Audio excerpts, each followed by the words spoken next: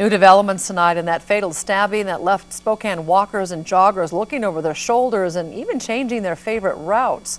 KXLY4's Chef Humphrey shows us why police are getting some new high-tech help in their search for a killer.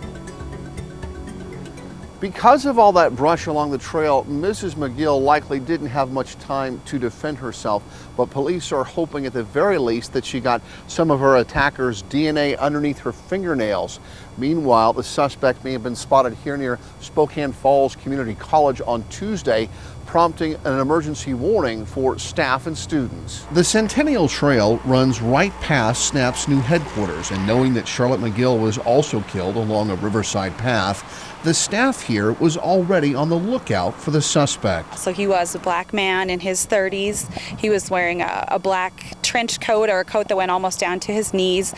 When they confronted him or just said, "Hey, what's going on?" He pulled up something red over his head, and we're not sure if that was a scarf or just some sort of hoodie. SNAP employees called police, but by the time officers arrived, the suspect had disappeared. But this potential sighting does give detectives new clues about where the killer may be hiding. If somebody sees something, we would ask that they not engage, that they call in the information and let us do the engaging, because if you spook them off, then they're probably going to be gone before we get there. But police are doing more than just waiting for phone calls. Crime analysts are going through their records looking for people with similar physical descriptions who also have a violent past. Once we finish compiling that list, and as we compile it, we will be looking to talk to some individuals that were placed on that list and interview them and see if they can help us with any aspect of this investigation. And perhaps most promising of all, the State Patrol has agreed to let this case jump to the front of the long line at their crime lab. The DNA evidence we've collected so far at the top of the list, it allows us to potentially narrow down the focus of where we put our resources.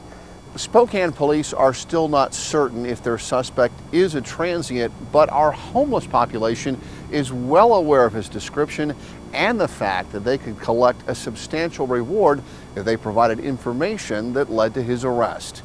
Reporting in Northwest Spokane, Jeff Humphrey, KXLY4.